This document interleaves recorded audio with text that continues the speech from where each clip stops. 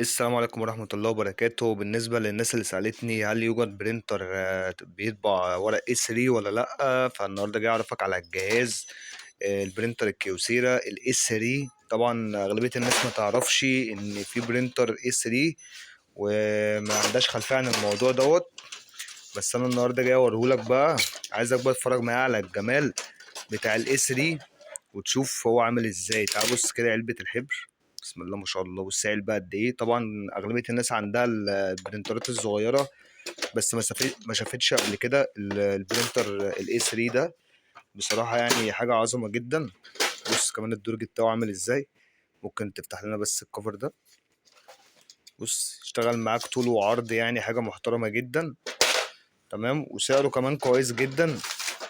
وبرضه ايه، هديك بعض المعلومات عنه كده سريعا.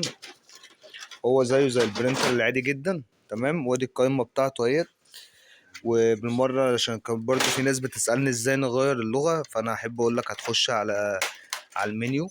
تمام، هتخش على الديفايس ده، هتلاقي حاجة اهوت اللغة. تختار هنا اللغة. طب هل في عربي؟ لا والله ما فيش عربي، انجليزي فرنساوي يوناني ايطالياني الحاجات ديت بس.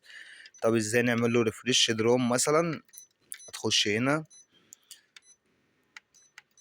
دروم كده، انت بتعمل له ريفريش دروم اهو. تمام.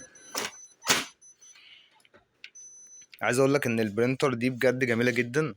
تشتغل معاك اس 3، والموديل بتاعها 4040، عشان لو حبيت تسأل عليها 4040 دي ان. برينتر محترمه جدا وجميله بجد. يعني انصح الناس لو حد بيفكر يشتري برينتر او حاجه يجيبها. بص شكل المجموعه بتاعتها قد ايه. مجموعه يعني، بص رول شحن. مجموعه بسم الله ما شاء الله محترمه جدا. بس كل طلبه منك تعمل لايك للفيديو واشتراك في القناه، والسلام عليكم ورحمه الله.